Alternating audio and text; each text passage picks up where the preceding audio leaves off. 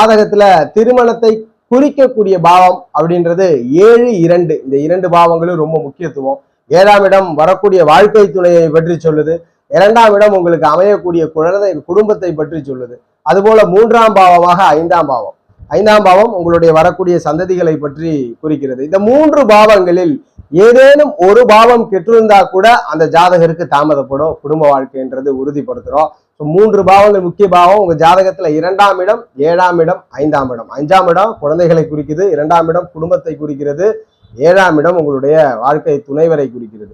இப்போ ஒரு ஜாதகத்துல 2ஆம் அதிபதி ஆட்சி உச்சம் பெற்ற நிலையில இருக்கிறார் அப்படின்னா கண்டிப்பா குடும்பம் தாமதப்படும்.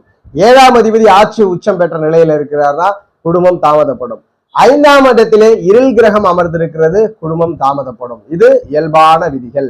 இந்த மாதிரிகள்ல ஒரு ஜாதகத்திலே ஒரு பாவம் வலுப்பெற்றிருந்தால் அந்த ஜாதகருக்கு 27 வயசு தான் திருமணம்.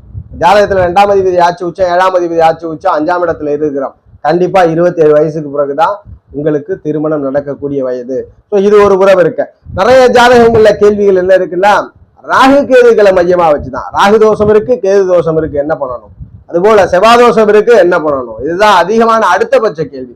ஒரு ஜாதகத்துல அடுத்ததாக தடை கொடுக்கக்கூடியது முதல் தடை 2, 7, 5 இந்த 3 பாவங்கள் முதல் தடையில கொடுக்குது. அடுத்ததாக ராகு கேதுக்கள்.